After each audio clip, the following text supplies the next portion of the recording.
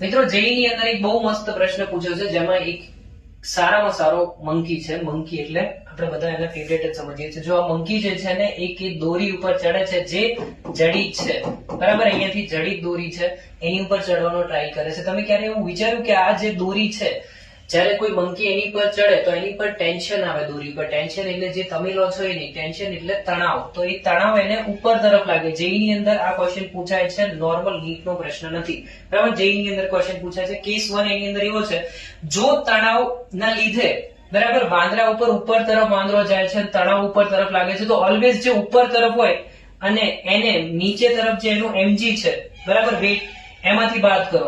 જો તણાવ ઉપર તરફ લાગે છે, વાંદરાની ગતિ ક્યાં થાય છે? ઉપર તરફ. એના પર એક્સેલરેશન ક્યાં લાગે છે? ઉપર તરફ. કેટલું? તો કે a = 1 મીટર પર સેકન્ડ ક્વેશ્ચન ની અંદર આપેલું છે. તો t - mg = ma કરવાનું. ઉપર તરફ છે એટલે ઉપર વાળો t માઇનસ નીચે તરફ mg = ma. શું? તો વાંદરાનું માસ ઇન્ટુ એનો એક્સેલરેશન.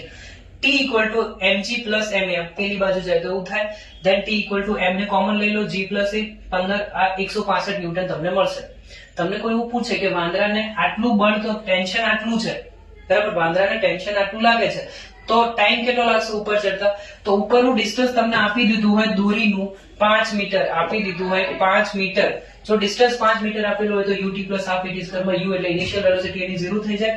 હાફ a બરાબર 1 મીટર પર સેકન્ડ સ્ક્વેર આપેલું છે. t સ્ક્વેર તમને ખબર નથી, t સ્ક્વેર ને કરતા કરો, ઇટ્સ √10 = 3.16 સેકન્ડ વાંદરાને ઉપર જતા લાગશે. તો આવા ક્વેશ્ચન સોલ્વ કરવા માટે બન્યા બાલાજી ગ્રુપ ઓફ સાયન્સ સાથે ડેમો ક્લાસ અટેન્ડ કરો. વધુમાં વધુ 11th સાયન્સના સ્ટુડન્ટ્સને અહીંયા કહો કે આવે ગોધરાની અંદર બહુ સારી એવી વ્યવસ્થા સાથે કોઈ જગ્યાએ નથી થતા એવા તમને સારા એવા પ્રોબ્લેમ સોલ્વ કરીને આપીએ છીએ, પ્લસ તમને કોન્સેપ્ટ સમજાવીએ છીએ. ઘણી બધી બાબતો અહીંયા છે તમારી માટે. Welcome to BGS.